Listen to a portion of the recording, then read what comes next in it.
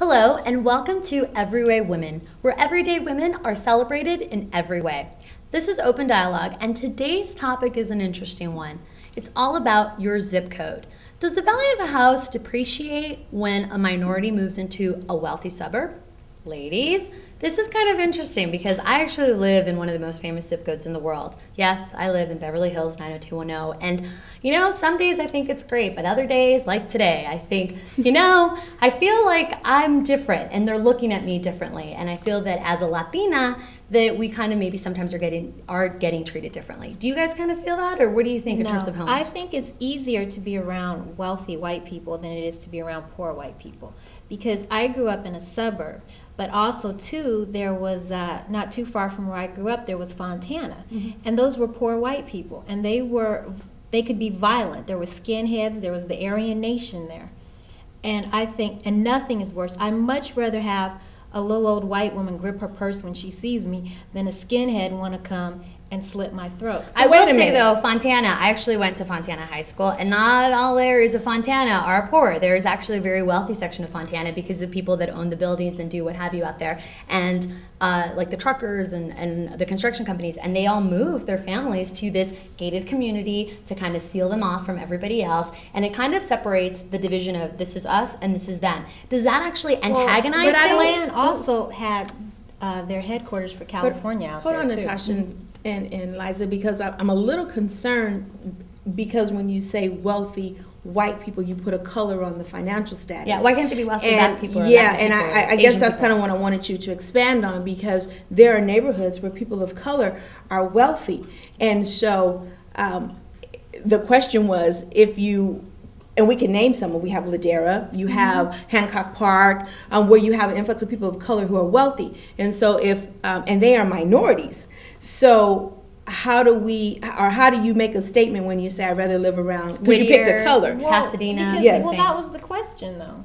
If white, no, the question was, does your house depreciate when minorities move in the neighborhood? It's a level of status, and it's a level of money and education. I don't think it has anything so much to do anymore with the color of your skin. I will say though that people are, especially this has happened on my block and in other ones that I've lived, that if people move in that are, let's say, not educated or are of new money that got it because they're musicians or they're actors and stuff, and then all of a sudden they're having the wild parties, the first thing people will go to is the stereotype that it's because they're Latin or it's because they're black, that's why they don't know how to be educated, and they're like, oh, there goes the neighborhood. And I hate that. I hate knowing that people are going to judge you, because I know many white people that party like it's 1999 all night. People can judge on anything, but it does not bring the property value down, because if Oprah moves into your neighborhood, that's going to bring the property value up. Right. Okay. So then when you make that statement, they say, oh, well, they're not educated. What do they base that on? Because of the way that we look? Because they don't know anything about what kind of degree I have or anything. Exactly. So what but no, usually that's what I said. If you have the wild party or if you have a lot of people, all of a sudden they start assuming, oh, it must be drug money, or oh, it must be this. It's all the stereotypes that everybody talks about behind closed door, but maybe doesn't actually want to talk about in public, comes out. And I have been in a situation where I'm like, you don't even know the first thing about them in order for you to be there and to judge. And I would have to disagree with you, Natasha, in terms of houses depreciating, because Hancock Park used to be an even more wealthy neighborhood than it is now. But certain areas of it now have started to depreciate. People have converted their homes into apartments because people moved out of the neighborhood when you had Armenians moving in, when you had Asian people moving in, when you had Latinos moving in, that they decided they didn't want to be homeowners anymore. And what they did was go ahead and they decided to convert them to be rentals. So it actually has affected neighborhoods where they went from being homes to conversions because people don't want to be around other people that maybe don't look like them. So it's... But that reverses both ways, because you have to use Ladera Heights. Ladera Heights is a wonderful, a lot of affluent people of color live there. And I'll just pick you. If you moved into Ladera, I don't think you'd be too comfortable.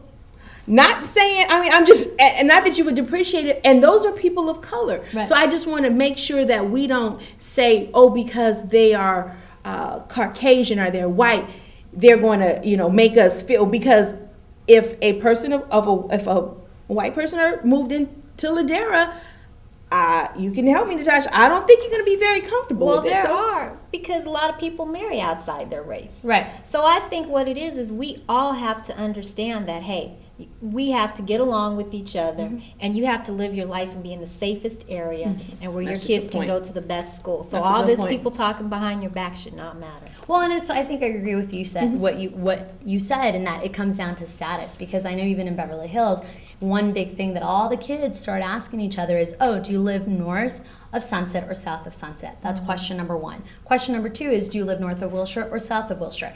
And those little sections kind of divide who's who, and kind of in the hierarchy of how cool you are. No matter how you look. No matter how you look, because they know that the bigger your house is, the more money your parents have, therefore you must be cooler. And if you're living south of Wilshire, that must mean you're in an apartment. So you're just hanging on by a thread to live in Beverly Hills, which is interesting, because I really think in a community like that, much like other communities throughout, things are changing and the demographics are changing.